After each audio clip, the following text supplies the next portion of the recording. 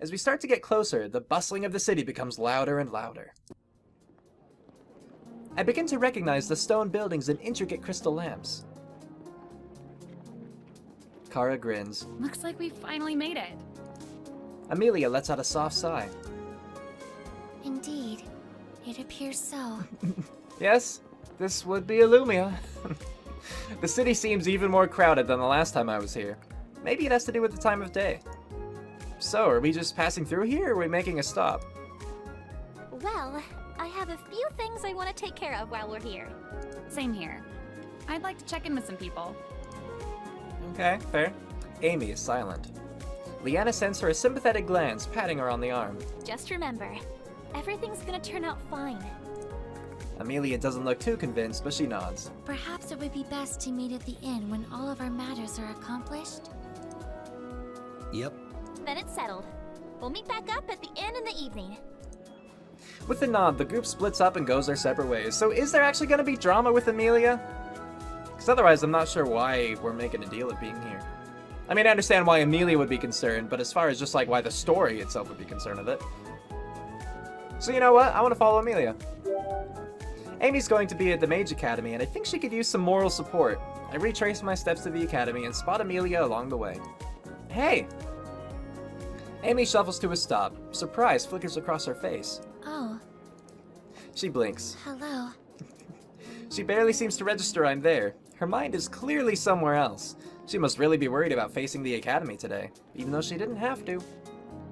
Give her a pep talk, whatever she... Pep talk! Hey, it's going to be okay. They might be angry at first, but you're a lot more capable than what they've been giving you credit for. Or than what they've given you credit for. They'll have no choice but to see that. Amelia blinks. Your confidence does provide some solace to my distress. Glad to hear it. Of course. They can't possibly stay mad when they realize how much this adventure has benefited your studies. She pauses, mulling over my words. She's so quiet that at first I'm not sure if I've convinced her. But eventually, she nods, that familiar spark finally returning to her eyes. I find your evaluation reassuring.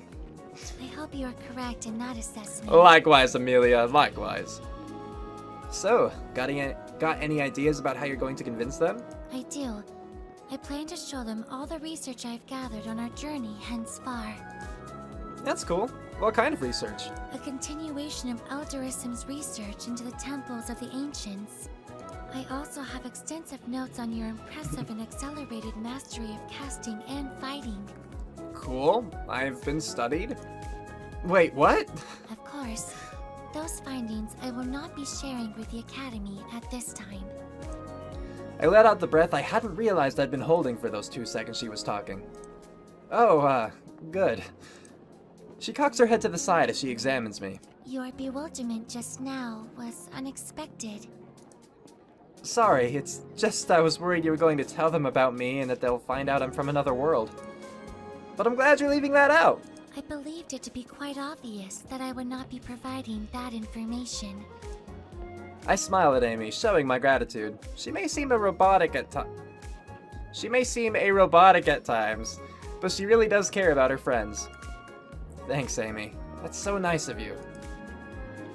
That sounded sarcastic. She blinks. After all, it is irrelevant for my report. Oh. Amelia turns and starts walking away. Hey, wait! I'm coming with you, right? I follow her through the Academy's wrought iron gates and into a familiar grassy square. There are fewer students out here today than when I was with Liana. Maybe most of them are in class. A few students in red and blue cloaks glance curiously at us as we pass. In fact, I receive a few more curious looks. Why are they staring at us? Amy doesn't bat an eye.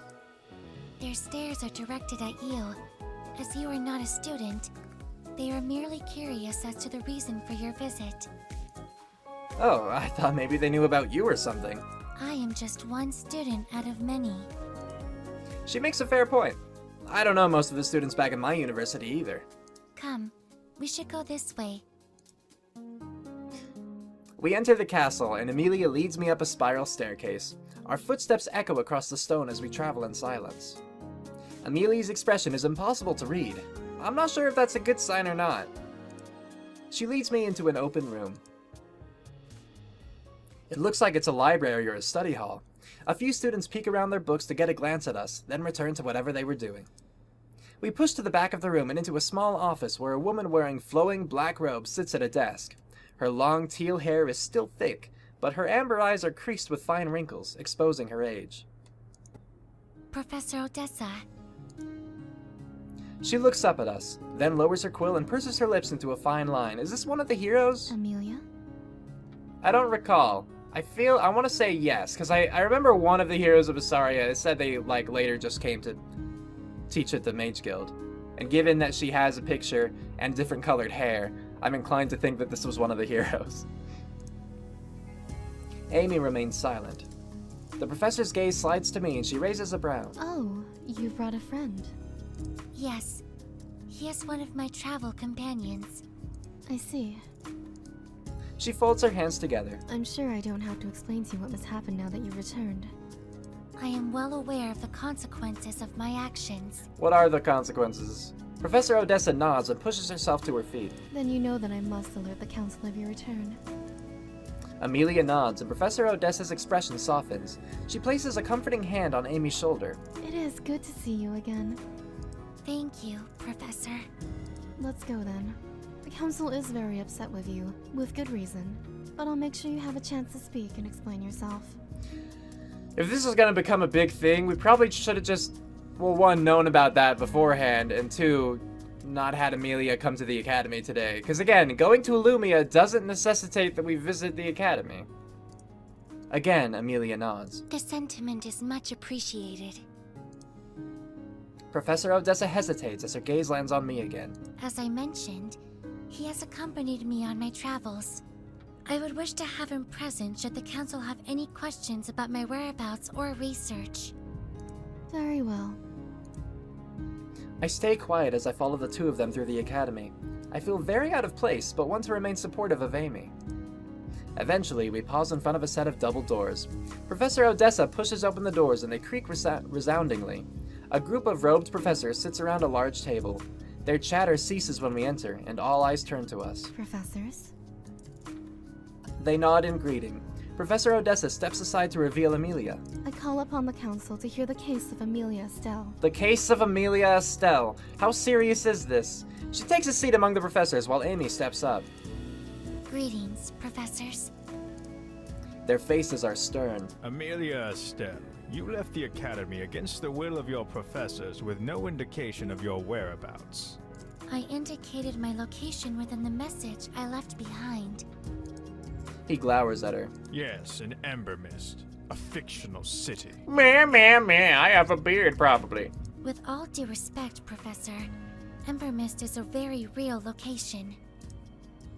Yeah, and just the fact that we can prove that should probably clear Amelia of everything. They'd be like, wow, you proved a mystical city real. Well done. You graduate. Another professor chimes in. Amelia, please take the council seriously. The consequences of your actions could be quite severe. How severe exactly are these consequences? Can she get expelled? The only permissive reason for prematurely departing the academy is if on a sanctioned field study. I was on a sanctioned field study. The way she said that, maybe should have had emphasis on was, but it was just, I was on a sanctioned field. You're just repeating it. Sanctioned by the academy. I understand, Professor, but if I may ask, what more could I have done to be granted a field study by the academy? My numerous attempts to acquire one has unequivocally been denied without a clear explanation. The professors glance at each other. Any declinations of field studies would be due to a poor fit between student and study. Amelia frowns. Can you please elaborate as to how I am a poor fit? I have proven myself a sufficient mage caster in my classes. I have completed all prerequisites necessary to obtain a field study without fail. As such, I am one of the most ideal candidates for a field study. I'm sorry, what's a prequisition? I have completed all the prequisitions? Is prequisition a word? I'm Googling prequisition now. Because I assume that's just supposed to be a thing about prerequisites, but I don't know. I'm not saying that's not a real word, I'm just saying that I'm not familiar with it. That's why I'm Googling it. So we can both learn, or all learn something today. Let's see.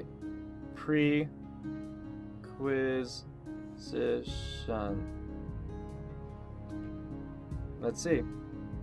Prequisition. Yeah, no, it just comes up with showing results for a prerequisite.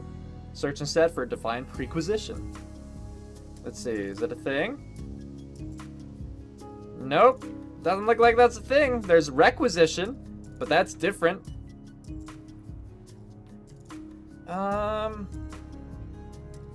I'm not finding anything about prequisition. Proofread your stuff. Your maturity level and ability to communicate with your peers is lacking.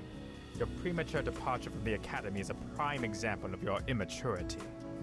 I do apologize for my actions, and I recognize that my method in obtaining my field study were unorthodox.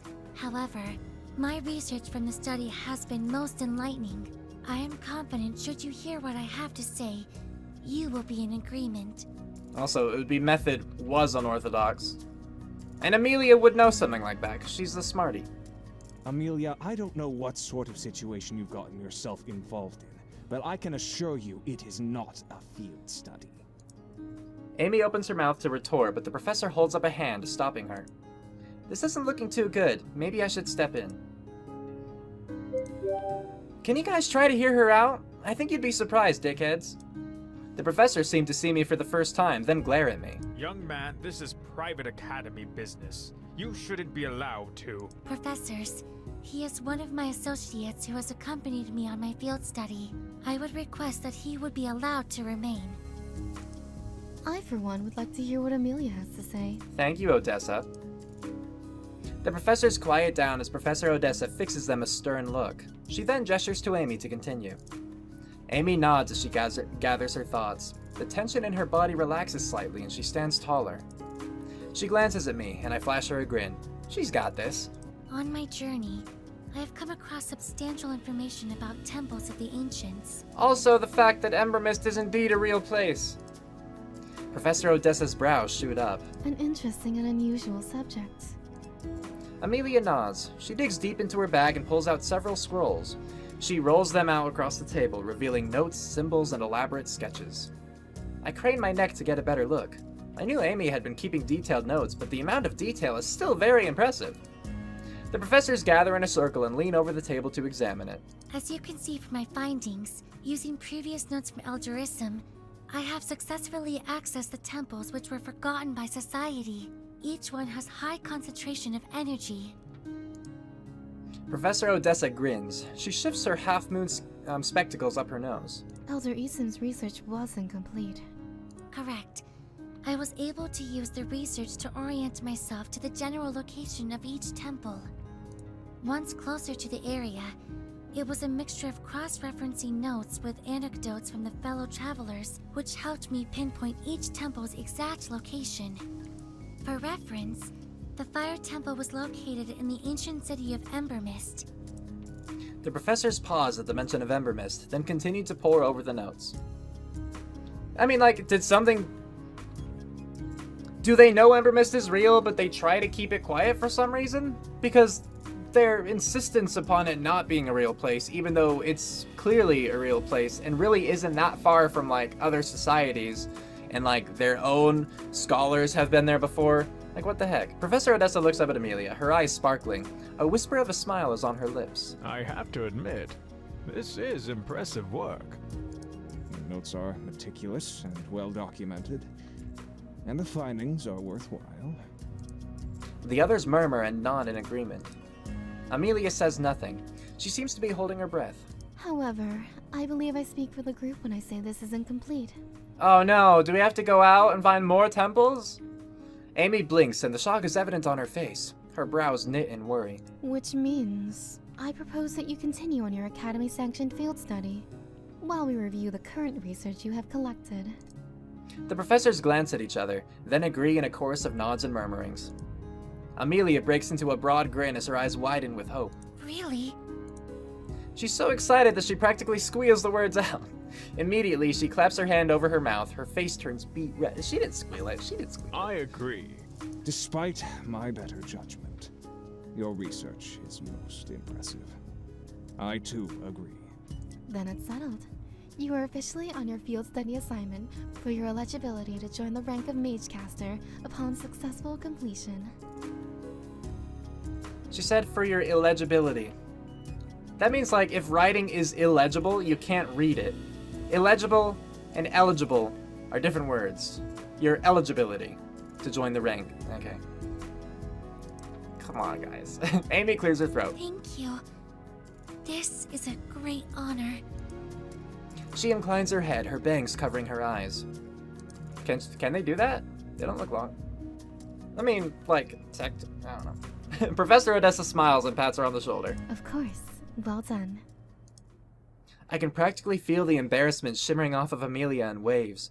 She lifts her head, her face still slightly red from her outburst. The other professors still seem a little ruffled, but it's clear they're impressed. I think we'll be seeing great things from you, Miss Estelle. After being dismissed, Amy and I exit the council room. Congratulations! This is amazing news! Yes. Suddenly, she squeals and latches onto me in a tight hug. Whoa! Thank you. It was with your assistance that I have finally acquired a field study. Oh, happy little Amelia. That was all you, but I'm glad I could help. Gently, I return her hug. Just as suddenly, Amy lets go and smooths her robes. When she looks back up at me, she's regained her calm and collected composure. The only hint of her previous excitement is the sparkle in her eyes. You ready to go back? She nods. As I follow Amelia out of the academy, I see Professor Odessa in my peripheral vision. She's talking to a man who looks to be around her age. He has a white stripe within his dark hair and wears knight's armor. Does he work for the Mage Guild? He looks familiar. I think I know him from somewhere. You gotta see. Hold on. Amy doesn't seem to have noticed them. I scoot a bit closer to get a better look at the guy. His eyes are mismatched. One is brown while the other is blue. Professor Odessa embraces him warmly. Rixnay, my mage knight in shining armor. Oh, is it's here. Rixnay. Yeah.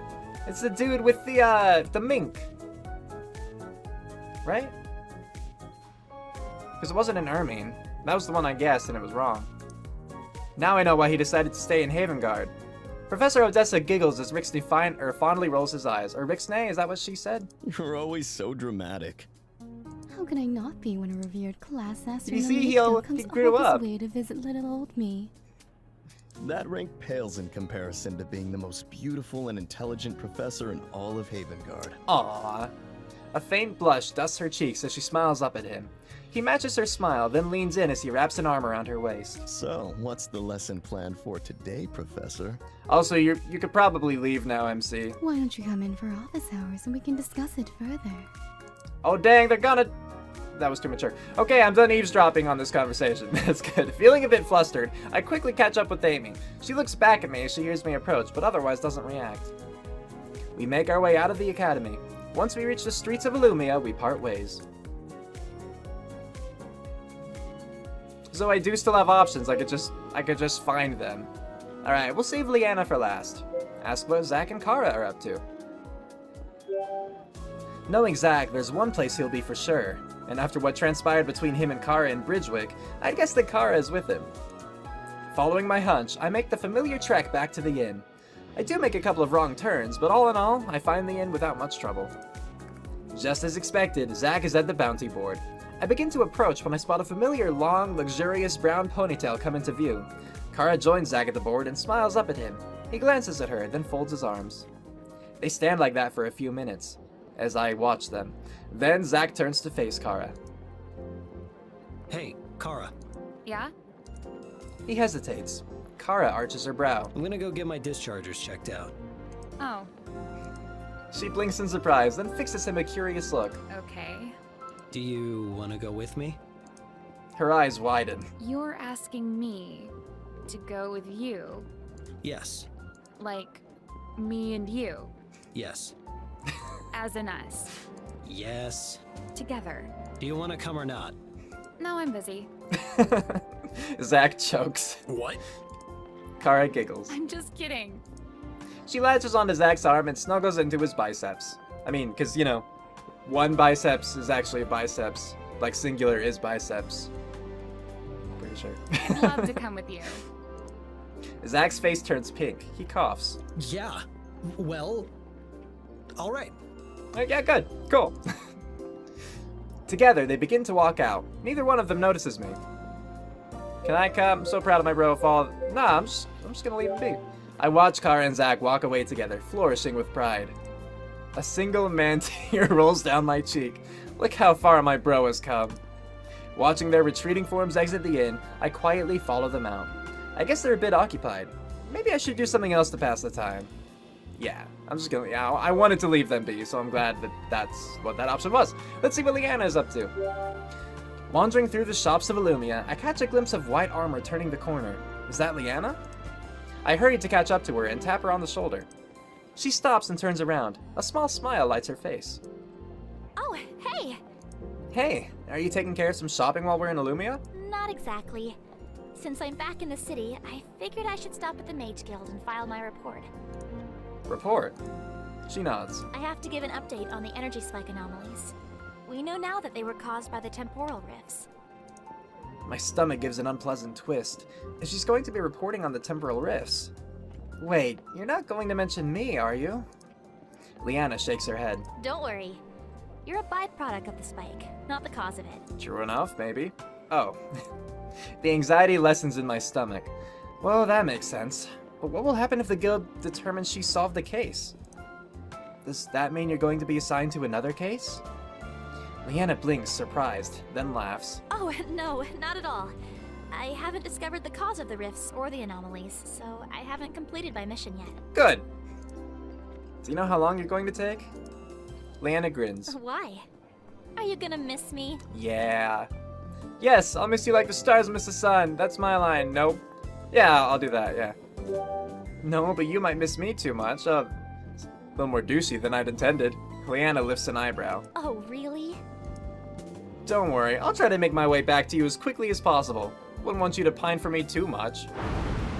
I lean in to kiss her, but a blast of wind hits my face. I try to move forward, but it's too strong. What the? I open my eyes to see Liana's face is inches from mine. Her full lips pull up into a slight smirk. Her cheeks are bathed in the faint blue glow of her manipulator.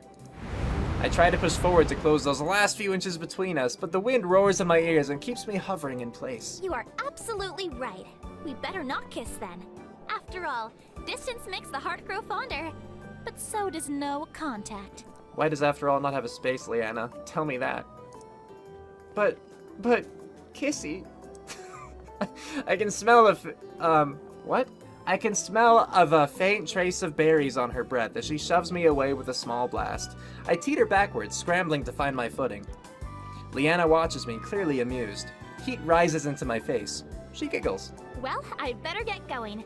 The sooner I file this report, the sooner I can move on. I'll see you later today. Yeah. I watch her turn and disappear into one of the buildings with gold lettering on the sign hanging above. It's just as intricate as the surrounding ones. I guess I better go find something else to do. I decide to spend the remaining time on my own. I head to the marketplace. After browsing the stores, I feel strangely nostalgic. I recognize a few of the items being sold for my first time in Alumia, and I have mixed feelings about that. Have I been here so long that things which previously made me wonder have now become normal? Either way, this is probably an indication that I should meet back up with the others. I don't want to dive into this rabbit hole again. Fair enough. As I head towards the inn, I run into Liana in the street. She grins, her cheeks flush as she pauses to catch her breath. I glance at the mountain of groceries huddled in her arms. Hey!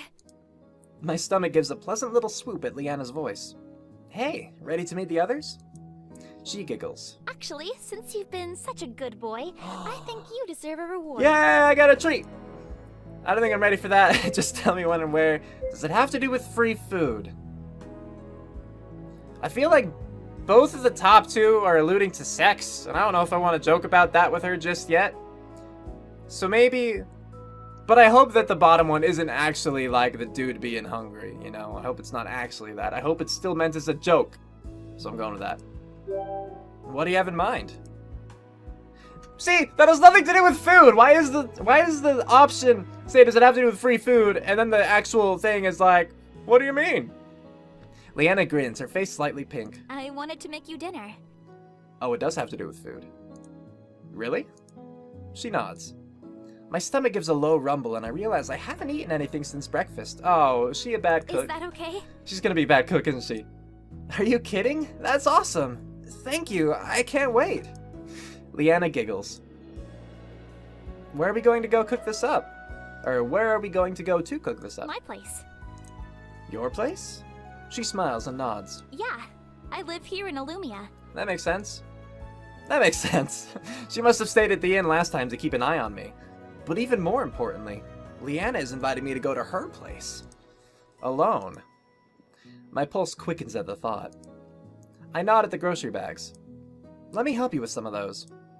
Liana smiles, grateful. Thank you. She shovels a few bags into my arms. They're a little heavier than I expected, but nothing I can't handle. I follow her through the city until we come to a small cluster of apartments. She leads me into a tall stone building and then shows me inside. Oh. Whoa. Her clothes are sprawled across the living room floor. There are a few piles of laundry she hasn't put away. Like, those piles of laundry, those have been there now for, like, months. There are a few piles of laundry she hasn't put away, and a blanket is left unfolded on the couch. Several pairs of boots have been kicked carelessly off to the side. This is not the kind of room I was expecting. Yeah, I wasn't either. Oh my gosh! Oh, it's my room! Liana drops the groceries on the ground and begins frantically collecting her clothing. Her hair falls in front of her face as she bends down, but not before I see the bright blush on her cheeks, or in her I'm cheeks. so sorry! A smirk slides across my face. She does look pretty terrified right now. Who knew such a proper mage night could be so messy? It's not like that. I mean, it doesn't always look this way. When I last left, I didn't realize it'd be such a long time before I returned. Liana's face turns cherry red. I snicker. Uh-huh, I'm sure it doesn't always look like this. It doesn't! I give her a pointed look. Liana finally sighs. She slumps with defeat. It's usually worse. Oh, I knew it! In my defense, I didn't expect to bring anyone back. She leads me into the kitchen, probably eager to change the subject. We place the groceries onto the counter. Any special requests? Wait, didn't you shop for it? Surprise me, whatever your signature dish is. Cook for me and nothing but an apron. I don't think I'm gonna pick that one. Oh, you know what? Yeah, your signature dish. Show me what you like. Liana Dawn's specialty dish. She grins. Great! Stew it is! Of course it is. Is that why we eat stew everywhere we go? Liana giggles. Yep. I assume that's just because that's what the inns offered. Okay, let's get started then. Do you want any help?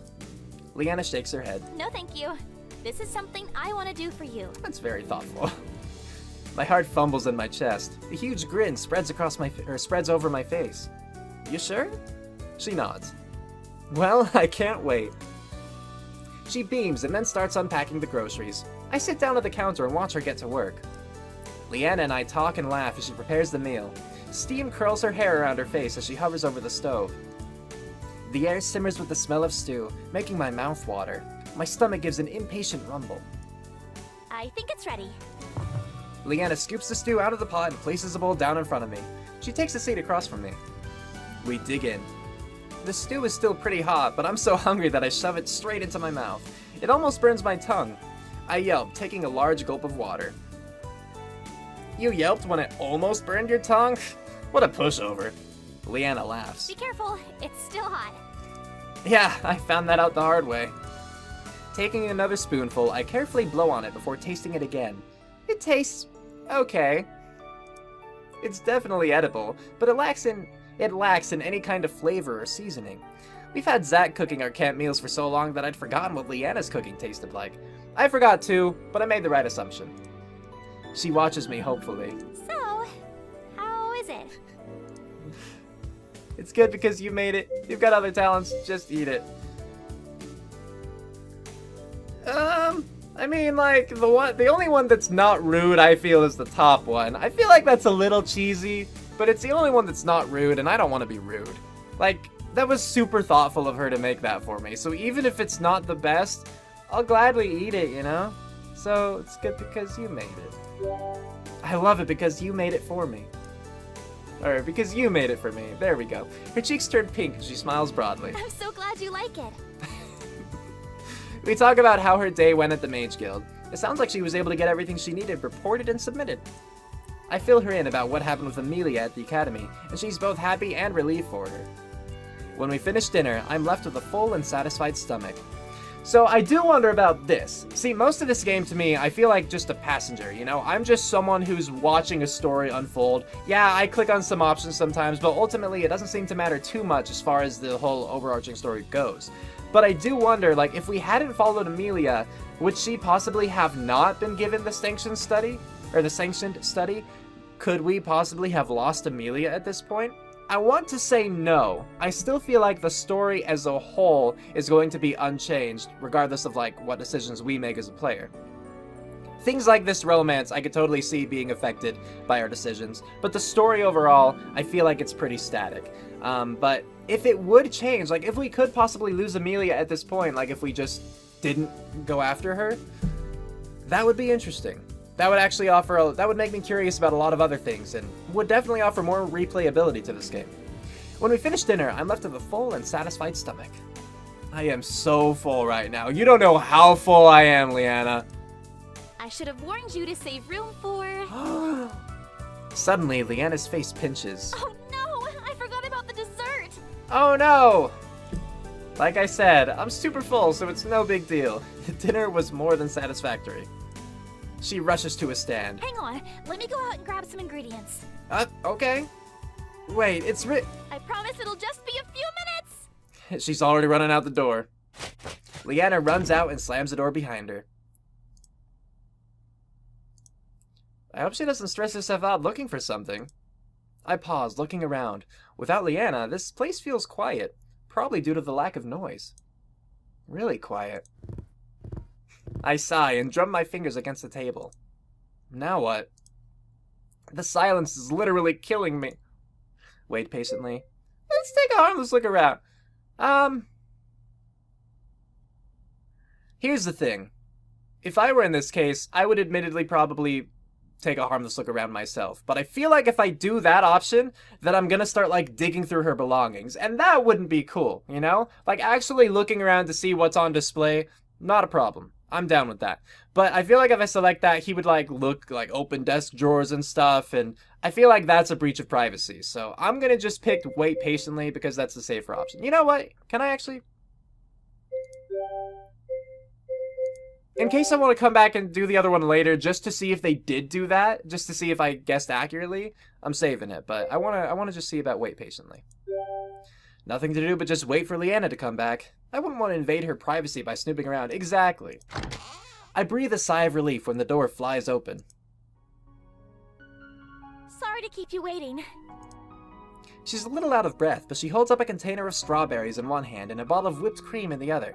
Yeah, this'll go well. What? Did she plan for more than I bargained for? I shouldn't let my mind wander. I like strawberries and I like whipped cream. Seems like a good choice to me. They complement each other so well. She grins and hands me the plate. Here, have some.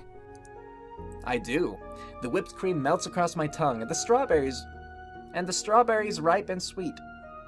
Weird sentence. I can see now why she was so happy after trying these. Wow, these are pretty good. Liana grins. Told you. We spend the rest of the night talking and laughing over dessert. It's only when her eyes start to get heavy that I realize how late it is. She must be getting tired. It's getting kind of late, huh?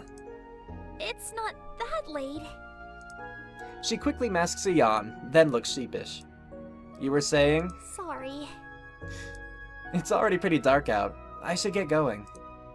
As much as I don't want to leave her company, I rise to my feet. Liana leads me to the front door. I step outside onto the porch. The soft glow of a crystal... I step outside onto the porch. Period. The soft glow of a crystal casts a warm, sunny light over our heads. See, because it doesn't work. Otherwise, it's a run-on sentence if you just have that comma there. If you were to say, I step outside onto the porch, the soft glow of a crystal casting a warm, sunny light over our heads. That works. It follows in line, but having casts, that demands a new sentence. Well, good night. Good night. Liana takes a step closer and my heart jumps. I bend my head down to reach her, just as she lifts up on her tiptoes. Liana winds her arms around my neck and kisses me. Her fingers comb through my hair as her soft sigh fills me. She tastes of strawberries and whipped cream. She smells like vanilla and too much sun, and suddenly, I feel myself spiraling and melting, cupping her cheeks to ground myself. I smile and kiss her again, slower and softer this time. We say our goodbyes and I navigate my way back to the inn, feeling lighter. When I return to the inn, I'm surprised to see the rest of the team still downstairs. They greet me as I approach. What are you guys still doing up? We all said we'd meet back here at the end, didn't we? Oh yeah, did we? Cara keeps her tone light, but I can see the mischief dancing in her eyes. So, you were waiting for me? The hour is quite late. There was a possibility that harm could have befallen you. Whoops! There is also the possibility that something, or should I say someone, had you a bit distracted. No! Cara meets my gaze, but I quickly look away. My cheeks feel hot. I don't know what you mean! Speaking of whom, where's Liana? I look sharply at Zak, but he remains as stoic as ever. Cara pretends to think. You're right. I haven't seen her all evening either. You wouldn't have happened to see her, would you? I may have come across her. Now that you mention it, I may have come upon her at some point in the evening. Kara's eyes twinkle playfully. Not like that! I just mean I saw her. Of course. She's going to stay at her own place, so you guys don't have to wait up. Or she's going to stay at her own place, comma, so you guys don't have to wait Liana up. has her own place here, young man. Okay, she told me in passing, you know? I like that pose of hers, though, and the eyes, it fits well. My cheeks heat up. Cara smirks at my reaction. Oh. She looks like she's about to say more, but I interrupt her. Anyway, now that you all know I'm safe, I'm going to go to bed. Maybe you all should too. Amy nods. It is quite late, and we must depart tomorrow. As she heads upstairs, Cara and Zak stand. She turns to him. Make sure he stays safe in his bed. We wouldn't want him to temporarily go missing again. That would suck, wouldn't it? My face flushes as she winks at me. Ignoring her, I head upstairs, listening to her giggle behind me. Oh, Cara. Once secured in my room, I flop onto the bed. The Pongo bounces happily beside me. You've been waiting for me? Poi poi. He bounces in affirmation, then snuggles against me as I crawl beneath the blankets. Zak gets into his bed too, and for once, I'm grateful for his silence. I don't think I can handle any more teasing. Before long, I drift to sleep with thoughts of Liana and strawberries. Yay! Happy, peaceful, sleepy time music. Okay, let's see what's next, everybody. Cue outro, go!